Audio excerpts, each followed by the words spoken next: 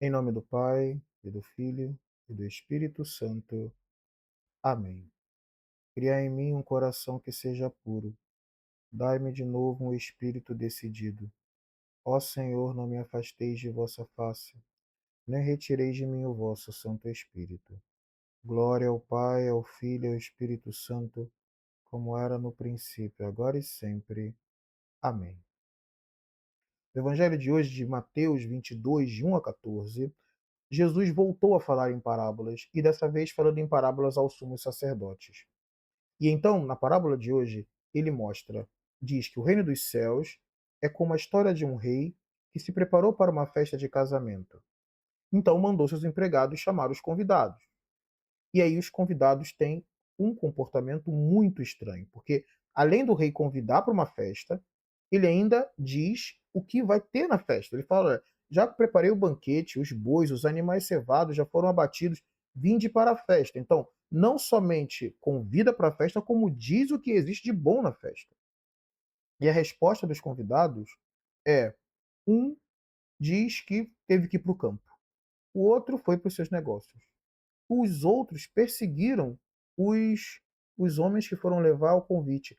Muito curioso isso, porque você imagina, você acabou de ser convidado, né? E para uma festa com o rei, e a decisão foi o campo, os negócios e a perseguição. Claramente, Nosso Senhor está falando de um comportamento que estavam tendo com ele, especialmente os sumos sacerdotes e os anciãos que pretendiam matá-lo, mas de algum modo também diz para nós sobre como nós lidamos com o convite para a vida eterna, o convite para a santidade. O convite para a boda, ou seja, para o casamento, é da união de Deus com o homem. A união entre Deus e o homem se dá através da virtude teologal da caridade numa amizade profunda. Existe um convite sendo feito diariamente, é o convite que nós temos de, a partir de hoje, querermos ser santos de verdade. Esse é o convite para a boda, que é a união de Deus com o homem, o boda de casamento. É uma grande festa em que Deus celebra a sua união com uma alma, ou seja, a santidade. Só que, diante desse convite, novamente, tem os mesmos problemas. O campo, os negócios e a irritação. O campo é como as honras e as glórias que o mundo é capaz de fazer. Os negócios é dinheiro mesmo. E essa irritação que tem com aqueles que convidam, é, ela é uma coisa curiosa, porque ela mostra um certo ódio velado. Ninguém persegue, bate e mata, agarra o empregado e joga fora, tenta matar uma pessoa, só porque ela te convidou para uma festa. Afinal de contas, isso seria um ato de bondade. Só que, quando uma pessoa tem uma malícia muito profunda, até os atos de bondade daqueles que ela considera como inimigos são tratados como provocação. E isso acontece entre nós, inclusive, nesse mesmo momento. Às vezes você vai fazer um ato de bondade para uma pessoa e ela, por ela acreditar que ela é inimiga sua, ela trata aquilo como um ato de maldade. E aí, ao invés de obrigado que você trouxe um pedaço de bolo para mim, ou que me convidou para a festa do seu filho, a pessoa responde com uma grosseria, como se aquilo fosse uma provocação. Existe um certo nível de malícia que uma pessoa pode chegar, em que até o convite para uma festa de casamento se torna ocasião para que ela queira agarrar os empregados, bater e matar. Esse tipo de coisa é exatamente o que merece a punição que o rei acabou de fazer. Porque existe um desprezo com relação à vida eterna, que acontece às vezes. Como funciona esse desprezo?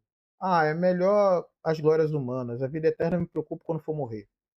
Isso é um tipo de desprezo com relação à vida eterna. Ou então, não, eu tenho que preocupar com dinheiro, porque depois eu me preocupo com a vida eterna.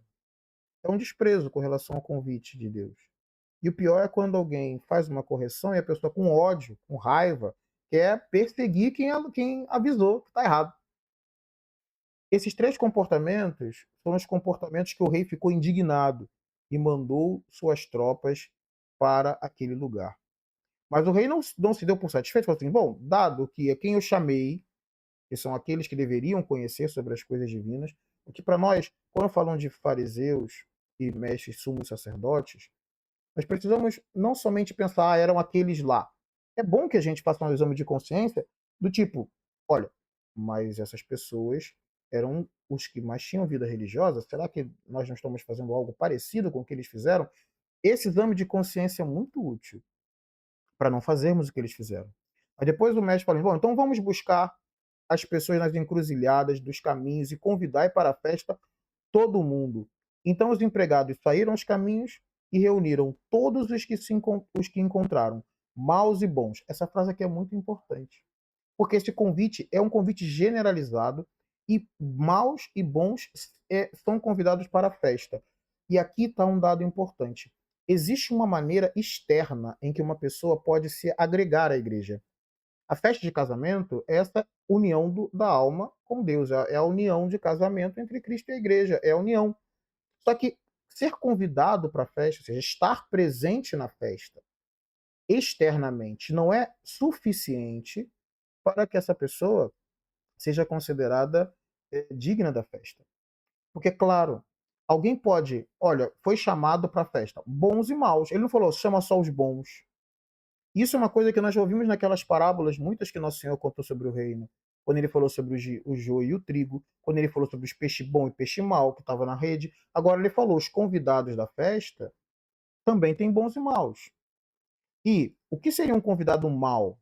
É o convidado que externamente foi para a festa. Ele aceitou participar externamente daquela comunidade, que é a igreja, daqueles que estão próximos às bodas, à festa do rei. Só que tinha um convidado que não foi com a veste adequada. E o que, que é isso? É alguém que externamente está na igreja, que cumpre eventualmente uma coisa ou outra da igreja, que pode ser inclusive alguém com funções eclesiásticas, mas que não dá a mínima para o que está acontecendo ali, que é o casamento, que é a união da alma com Deus. Isso pode acontecer com alguma pessoa que gosta muito das coisas terrenas, que gosta da beleza da liturgia, que acha bonito as coisas que o padre fala, que acha que se sente bem por ali, mas que não está nem um pouquinho preocupado em saber se a sua alma está unida a Deus ou não, em saber se está revestido de Cristo mesmo ou não, se está em estado de graça mesmo ou não. E estar em estado de graça ou não está dá igual. Ou seja, é alguém que está unido à igreja externamente. Tem a fé, os sacramentos e a obediência aos superiores, mas que não dá a mínima para a santidade, nem para Deus, nem para nada. Olha, esse tipo de coisa é exatamente o que Nosso Senhor fala, que qual é o traje de festa?